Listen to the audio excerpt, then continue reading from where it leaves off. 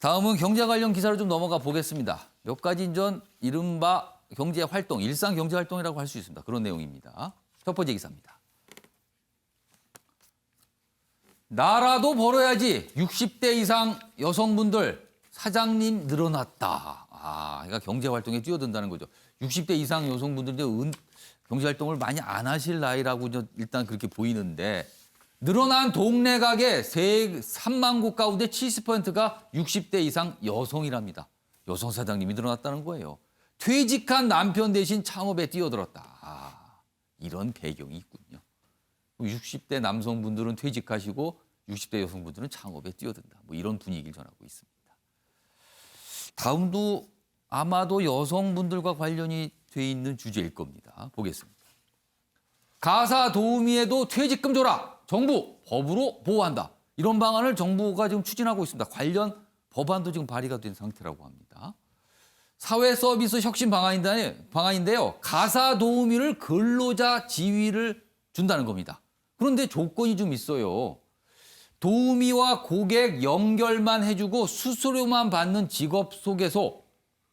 이런 데는 상관이 없지만 이런 직업소가 앞으로 도우미를 직접 고용하는 형태가 된다면 그때는 정부가 인증을 해준다는 겁니다. 그 소개소에. 그럼 그 소개소는 이 가사 도우미를 직접 고용하는 형태로 되는 거예요. 그러면 이 가사 도우미는 근로자 지위를 인정받게 되는 겁니다. 그렇다면 퇴직금 이런 부분도 발생을 하는 거죠.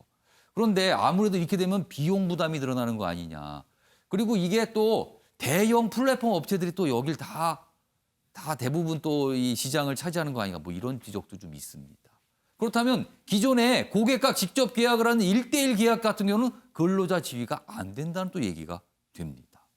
정유희 변호사, 네. 여러 가지 좀 고민할 지점이 좀 있네요. 지금. 그렇죠. 상당히 많은 부분이 메워져야 되는 아직까지는 좀 미완성의 지금 정책인 것 같습니다. 왜냐하면 일단 근로기준법에 사실상 가사노동자 같은 경우에는 예외 규정으로 해서 근로자 성을 인정해주지 않고 있습니다. 이 말인즉슨 이제 노동관계법에 의해서 보호받지 못한다는 거고 그 취지는 사실상 그렇다면 한 가구당 한 명의 가사도우미가 계시는데 이 부분을 뭐 현장을 어떻게 점검할 것이며 이런 실무적인 문제까지 다 종합적으로 해서 여태까지는 근로기준법의 예외 사유로 이제 노동자의 지위를 인정하지 않았던 부분인데 물론 이런 사각지대에 대한 보완 체계 마련돼야 되는 원칙론은 맞는 것 같습니다.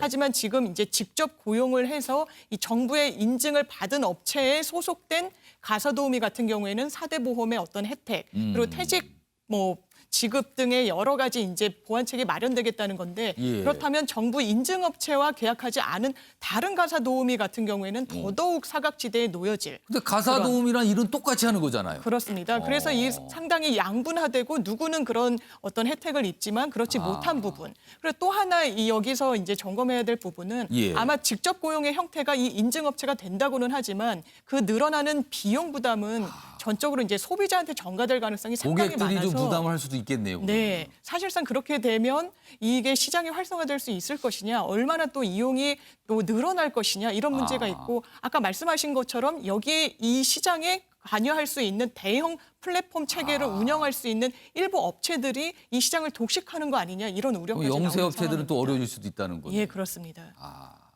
여기 보시면 그게 설명이 돼 있어요. 여기 뭐 근로자 대우. 그러니까 인증업체에서는 근로자 대우. 그러나 1대1 계약이나 비인증의 경우에는 그냥 대우를 못 받는다. 이런 또 문제가 있을 수 있다는 겁니다. 뭔가 좀 꼼꼼히 챙겨야 될 부분들이 보입니다. 지금. 자, 자가격리 명령을 어기고 몰래 달아난 수백 명의 관광객들 때문에 스위스가 발칵 뒤집혔습니다. 그것도요. 변이 코로나로 전 세계를 긴장시키고 있는 영국에서 온 관광객들이라고 합니다. 신사의 나라란 별칭, 이제 유효기간이 다 지난 겁니까? 오늘 준비한 내용은 여기까지입니다. 시청해주신 여러분 고맙습니다.